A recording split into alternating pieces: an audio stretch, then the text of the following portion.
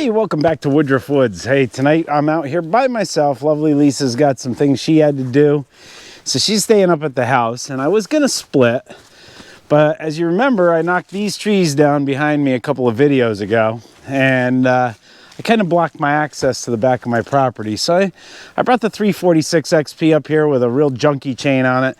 So I'm gonna knife up these into some pieces here, take some of the junk out. I got the Grapple on the tractor, haul that out of the way, make myself a path, and then I'm gonna drag that poplar out that I also showed you a couple of videos ago.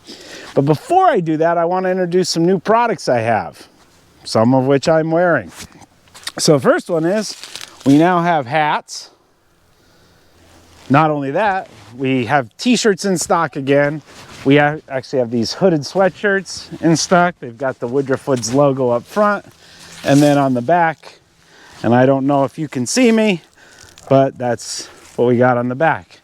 And also, I had an issue with my last batch of stickers, and some of them peeled off. I'm not really sure why. It wasn't all of them, but some were not so good. So I did have some new stickers made up. These are vinyl. They're really nice stickers. You know, they're certainly more expensive, but I don't think they'll peel off. And let's face it, people are putting them on their splitters, their tractors, that type of thing. And so they're in a rough environment. So if any of you want to inquire about any of these items or all of these items, just email me at oldmountainfirewood@gmail.com. I'll put that right here, oldmountainfirewood@gmail.com. So I only have a little bit of daylight, so I'm gonna get busy. So I got that 346 warming up a little bit. I'm just gonna knife the tops off of these. I'm gonna try to save that bigger one there. A lot of these have poison ivy on them, so I gotta be a little careful here. That big vine there is all poison ivy. Maybe, had this happen before, I get a hold of it with the Grapple and I can rip it off. That's what I'm gonna try to do instead of cutting it. So I'm gonna just cut a path here so I can get through. We'll take care of these a little bit later.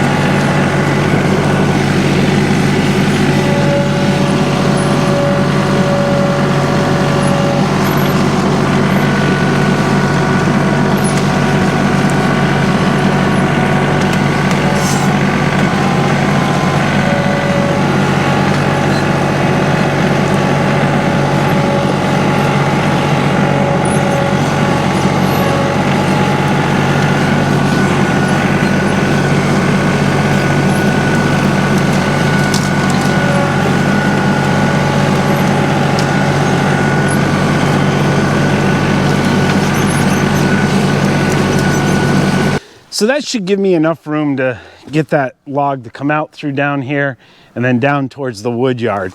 I don't know if you can see that. I'll move out of the way. If you look just behind the tractor, you can see that's where the wood yard is. And once I get down there with it, that's where I can get it kind of cut up the way I need it. I think I'm going to try to take it out whole at first, but I'll take you along for the ride.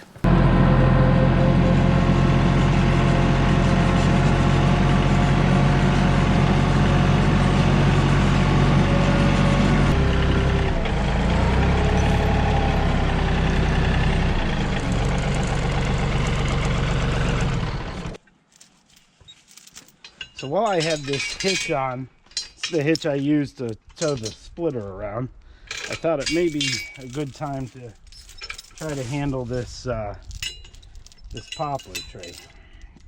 So I'm just gonna hook this on here, and we'll take this other end, wrap it around the tree.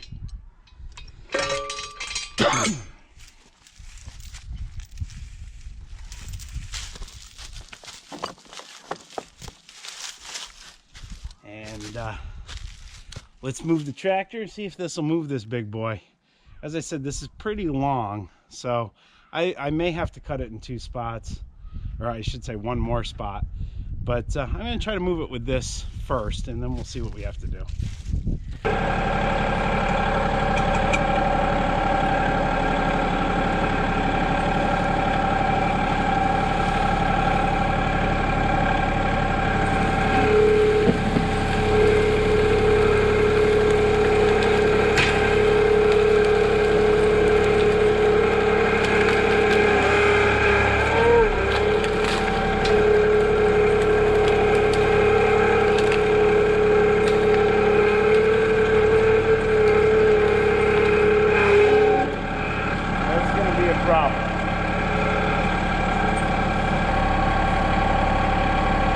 What I'm going to do is I'm going to spin around and use the grapple and pick this up. So I think if I can pick this up and just lift it over that, that little stump there, I can get it out of here.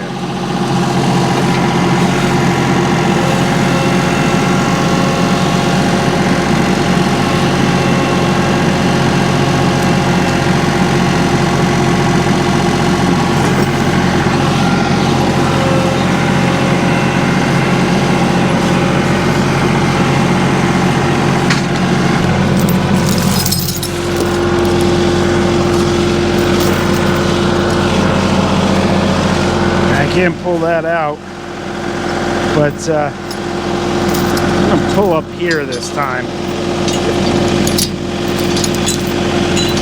I might be able to lift it a little higher if I need to.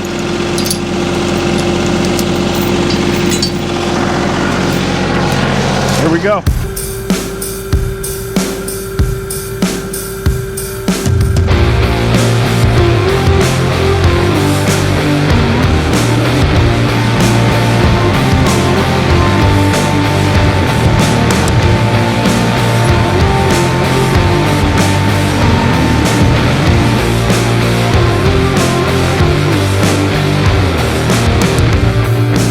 I was on a mission, I was on a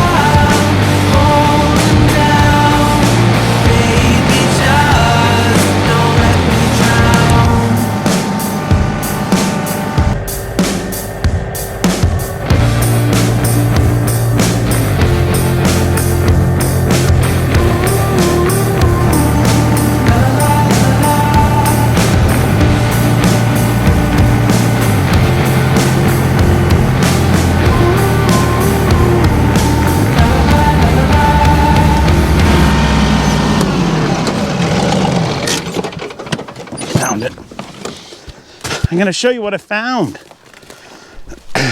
So, a couple videos ago, I lost my microphone. And I just happened to step off the tractor. And maybe I should have picked it up before I came over because I can't see it now. So, let's see. Oh, there it is. Right there. And as you can see, it's pretty wet and pretty muddy. But I found it. Sadly, I already bought another set.